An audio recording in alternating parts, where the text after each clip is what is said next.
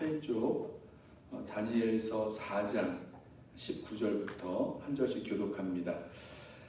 벨드사살이라 이름한 다니엘이 한동안 놀라며 마음으로 번민하는지라 왕이 그에게 말하여 이르기를 벨드사살아 너는 이 꿈과 그 해석으로 말미암아 번민할 것이 아니니라.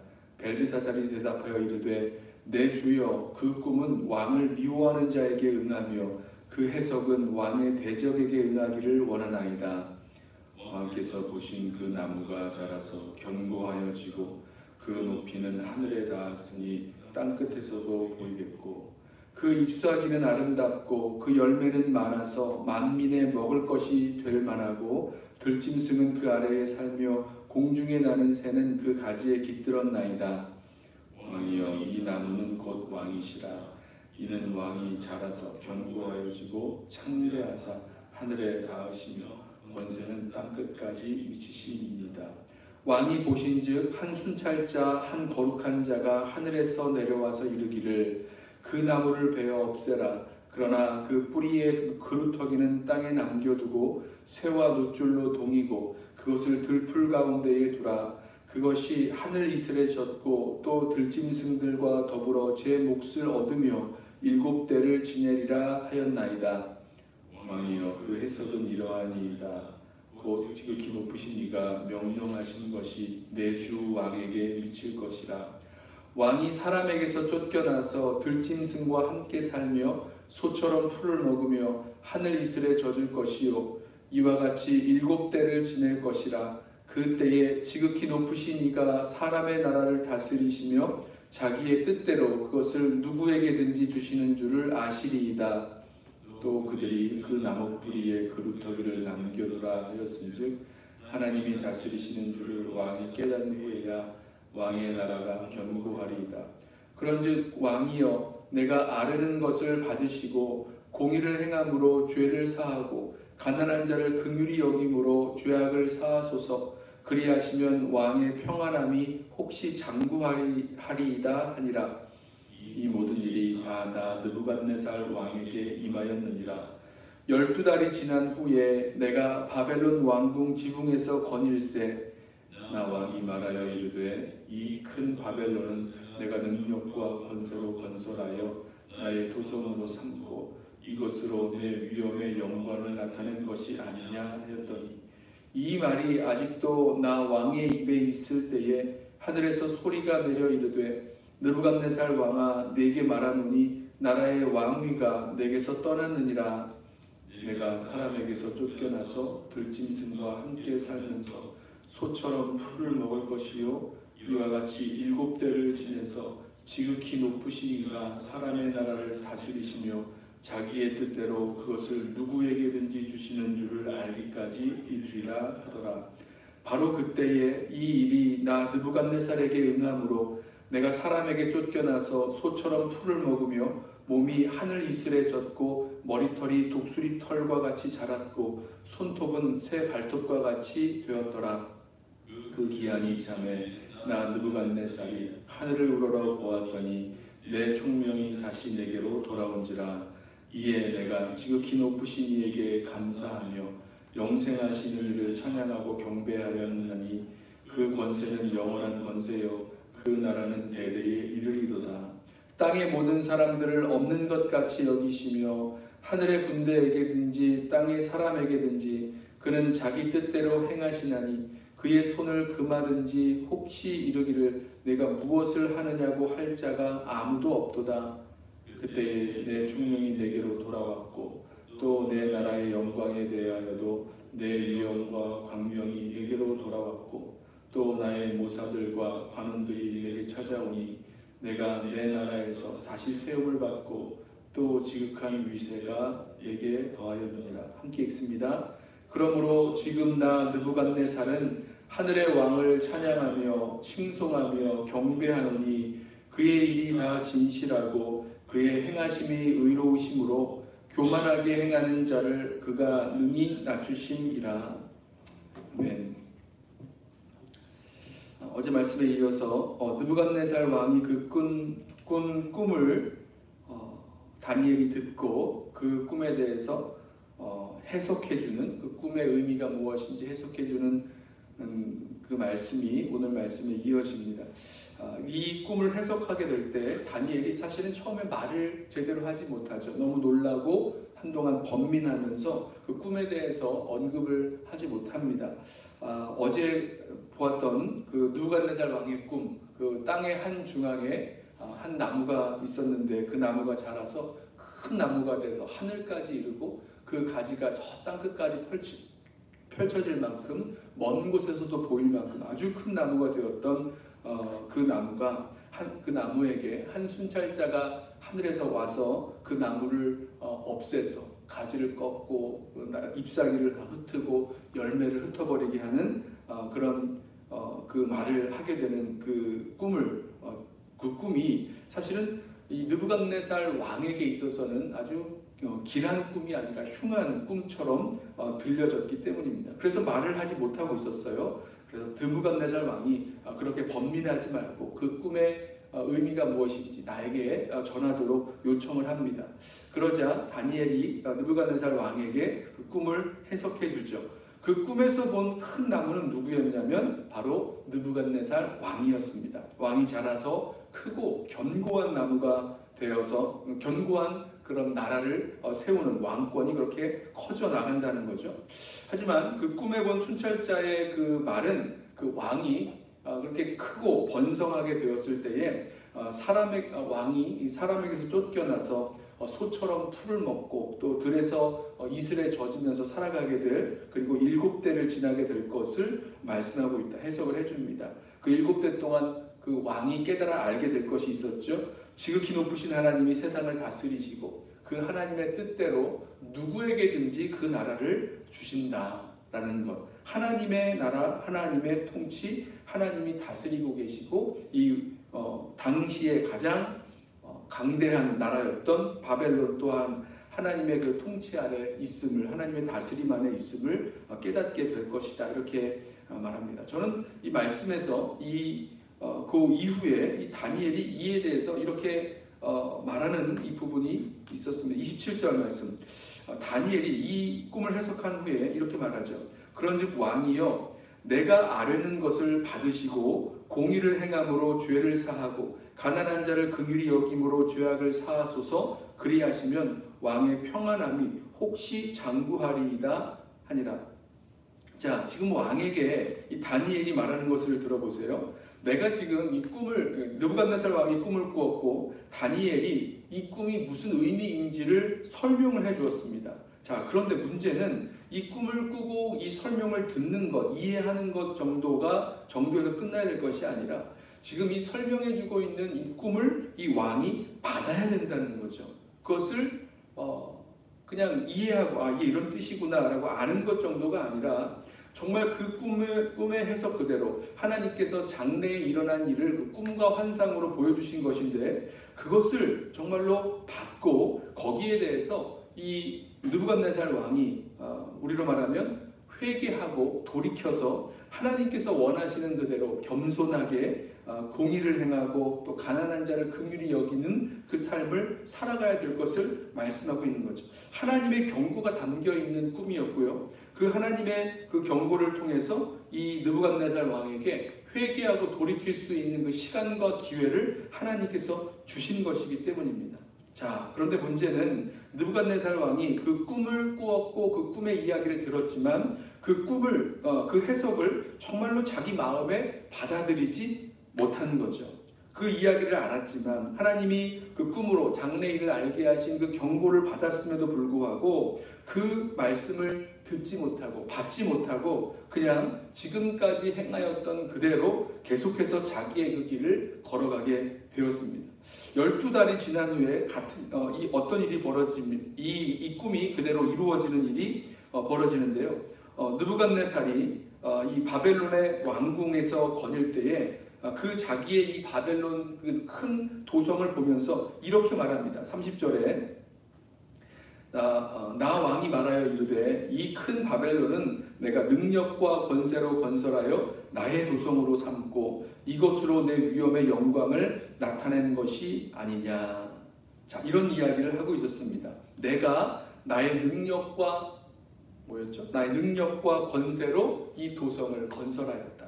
아주 크고 화려한 이 바벨론의 그 왕궁을 또 이 도성을 내가 건설하였다. 여기에서 나의 위엄과 영광을 나타내고 있는 것이다. 이렇게 이야기하면서 살아갑니다. 자, 그동안 우리 이 느부갓네살 왕이 꾸었던 꿈 이번만이 아니었어요. 하나님께서 느부갓네살 왕이 꿈을 꾸었는데 처음에 꾸었던 꿈 기억하시죠? 그 한 큰 신상이 있었습니다. 그 머리는 금으로 되고 이 가슴과 팔은 은으로 되어 있고 그 배와 넓적다리는 철로 되어 있고 다리와 발은 그 진흙과 철이 섞여져 있는 아주 큰 신상을 보았는데 그 신상으로 한 뜨인 돌, 손대지 아니한 돌이 날아와서 그 신상을 와장창 무너뜨리고 아주 가루가 되게 만들었던 그 꿈을 꾸게 하셨죠. 보았습니다. 자, 그게 무엇이었습니까? 이 세상 나라가 아주 영원할 것 같고 아주 강대한 나라들이 연속적으로 일어나지만 하나님께서 그 나라들을 심판하시면 아무것도 남지 않을 만큼 다 세상 나라가 망하고 하나님의 나라 그 뜨인 돌이 아주 돌 무더기를 이루는 꿈을 보게 되는데 하나님께서 이 땅을 다스리시고 역사를 주관하시고 다스리시는 것을 보게 했던 그 꿈도 있었고요. 오늘 이 큰 나무의 꿈을 통해서도 하나님께서 말씀해 주고 계셨잖아요. 하나님께서 지극히 크신 하나님께서 지극히 높으신 하나님이 사람의 나라를 다스리며 자기의 뜻대로 그것을 누구에게든지 주시는 분이시다라는 것. 하나님의 나라, 하나님의 통치가 일어나고 있다는 것에 대해 있음을 지금 깨닫게 하시는 그 꿈도 꾸고 해석도 다 알았음에도 불구하고 느부갓네살 왕이 고백하고 있는 이 말을 들어보십시오. 내가 능력과 권세로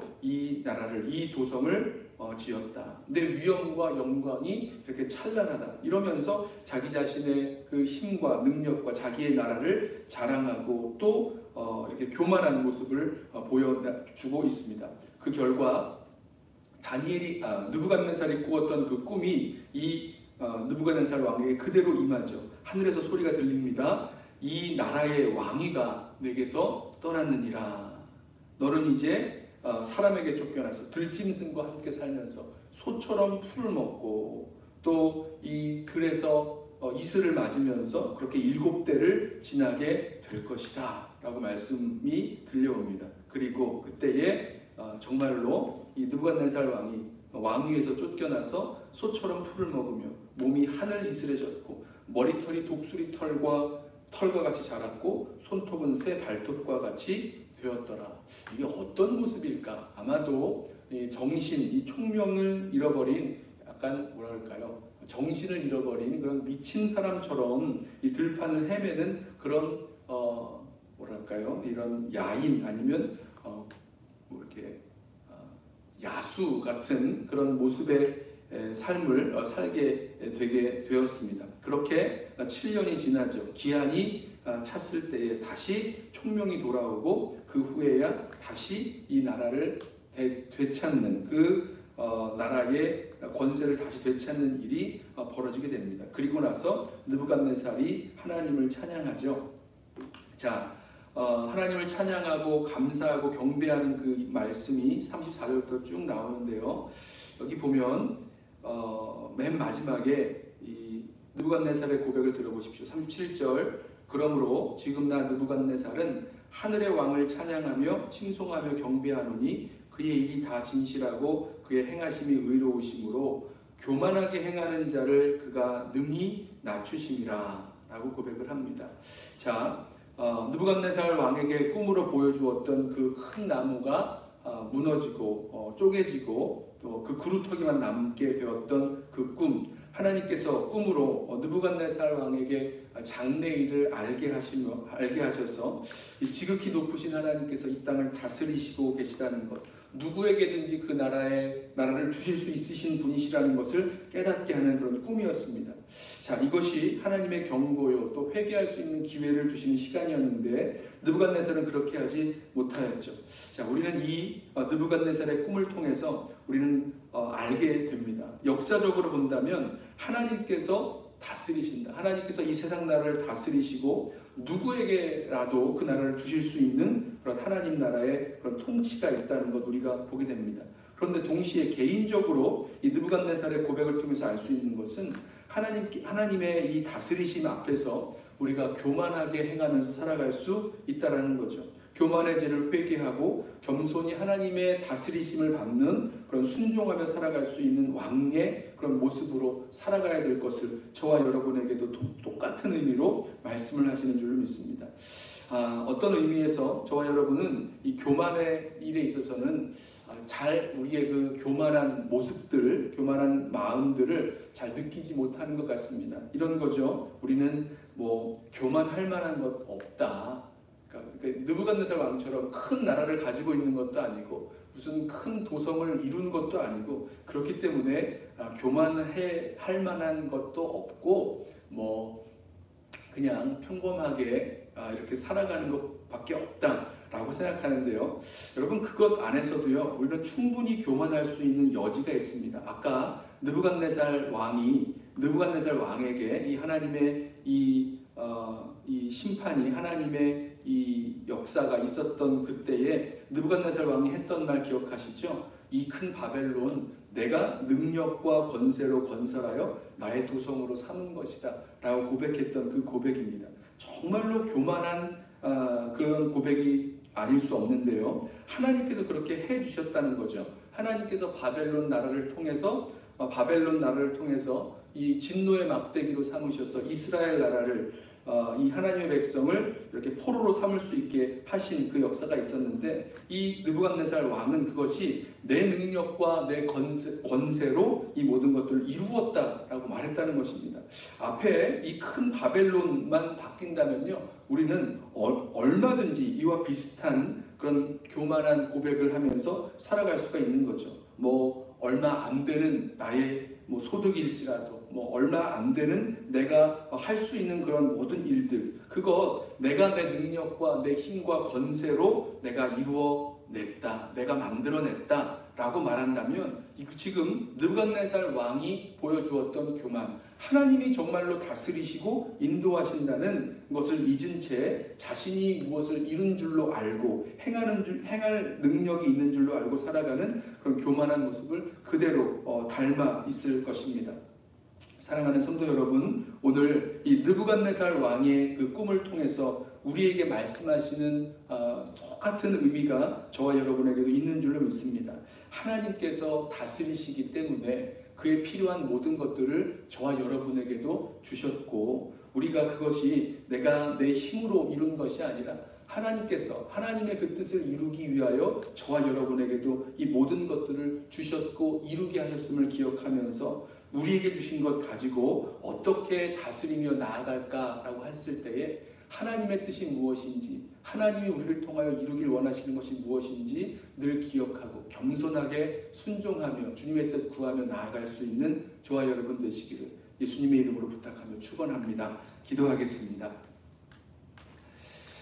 사랑과 은혜가 많으신 우리 아버지 하나님 감사합니다. 느부갓네살 왕에게 꿈으로 말씀하시고 또 경고하시고 회개할 수 있는 그 교만을 회개하고 돌이킬 수 있는 그 기회를 주셨음을 우리 함께 말씀을 통해서 보았습니다. 주님, 우리도 마치 우리에게는 아무런 교만이 없는 줄로 생각하고 살아가고 있지만 우리 삶 속에서 여전히 내가 내 힘으로 내 능력과 권세로 나의 이만큼의 일들을 이룬 줄 알고 살아가는 우리들의 그런 교만하고 또 하나님의 다스리심을 잊어버린 채 살아가고 있는 우리의 모습을 주님 볼 수 있도록 우리의 눈을 열어 주옵소서.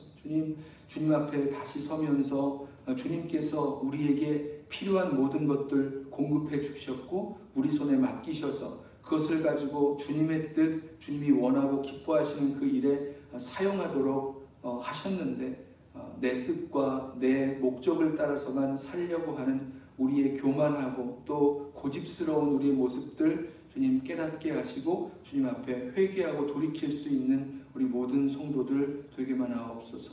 감사하며 예수님의 이름으로 기도드리옵나이다. 아멘.